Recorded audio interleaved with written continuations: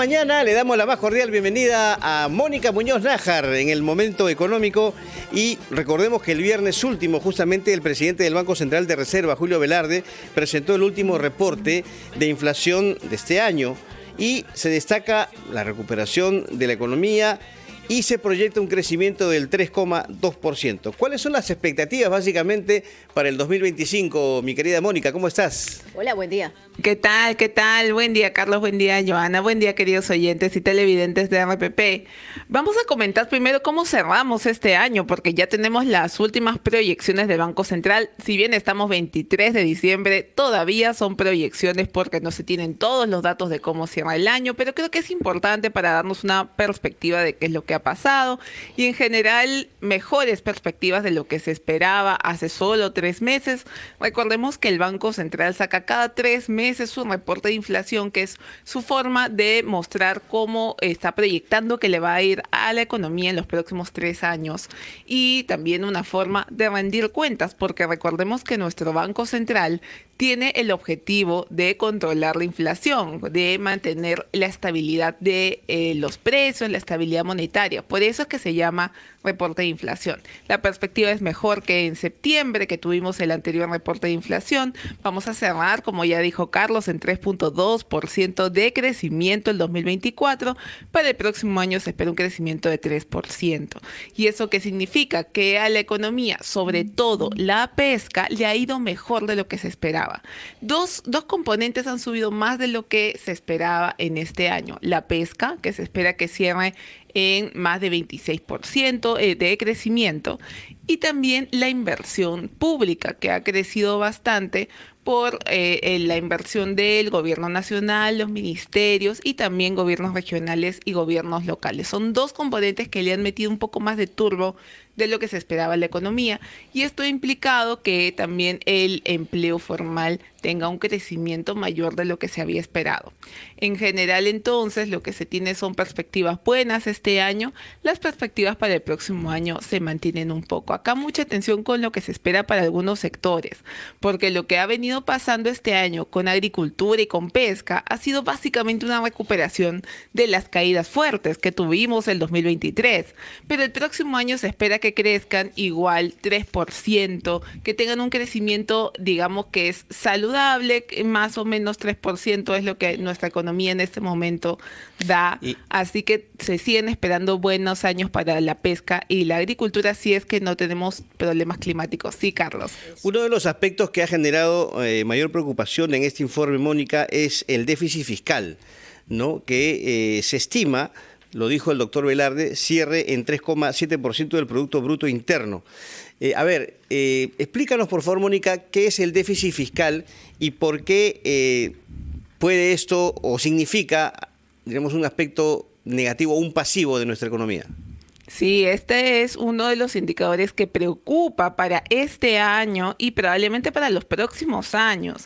El déficit fiscal, señores, es básicamente el número final de cuánto el Estado gastó de más respecto a sus ingresos. Ustedes saben que el Estado tiene ingresos por los diferentes impuestos y las distintas formas de recaudación que tiene, y esos ingresos los tiene que usar para el gasto. Sin embargo, siempre gasta más o viene gastando más de lo que le ingresa, y ese gasto adicional ha sido muy alto, incluso más alto que lo que el mismo Estado se había comprometido en julio de este año. En julio de este año cambió y dijo: voy a gastar máximo 2,8% del PBI como déficit, o sea, de lo que me voy a pasar, pero se ha pasado 3,9%, que claro, ustedes podrían decir, no es mucho, 1%, pero estamos hablando acá de miles de millones de soles, y sobre todo preocupa la señal, ¿no? Porque si este Estado a mediados de año se compromete a un número, a no gastar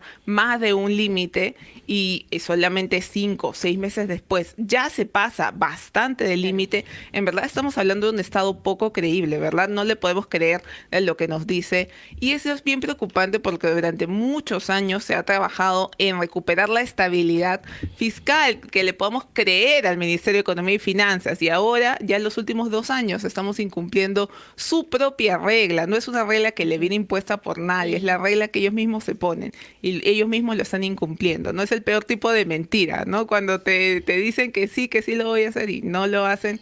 Bueno, entonces Mónica, realmente ahí estamos perdiendo bastante credibilidad fiscal. Y solamente una cosita, Joana, porque sí me parece importante que entendamos que eso nos afecta directamente. No solo porque, digamos, efectivamente no están cumpliendo con su trabajo, sino también porque esto es una mala señal a los inversionistas de afuera y aquí. Y eso puede tener impacto sobre los costos de financiamiento de todos. es que iba a ir a ese punto, ¿no? Justamente esta diferencia que, digamos, no tiene una correlación, ¿no? Con esta buena proyección que ha lanzado el BCR. ¿Qué implicancias nos podría Sí. traer desde fuera, no?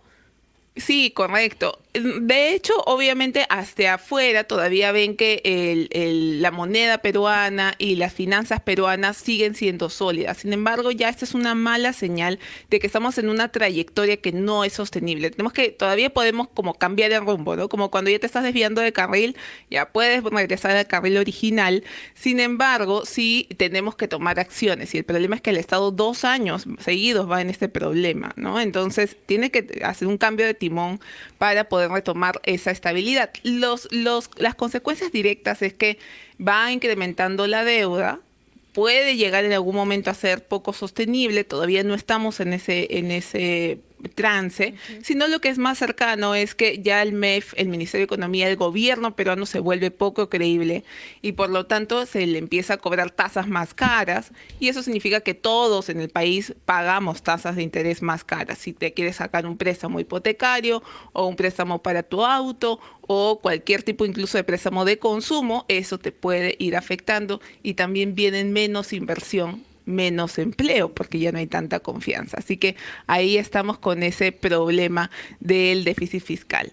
En general, entonces, como bien ha resumido Joana, la perspectiva es positiva de crecimiento de la economía, porque hemos podido recuperarnos después de la recesión que tuvimos el 2003, con precios más controlados. Eso va a ayudar a que la pobreza baje, aunque sea un poco este año.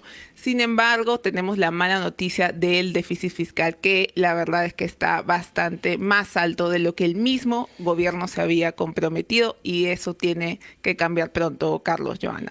Muy bien, Mónica, muchas gracias por esta excelente explicación respecto al último reporte de inflación entregado por el Banco Central de Reserva del Perú. Mónica Muñoz Nájar, en el Momento Económico, 6,5.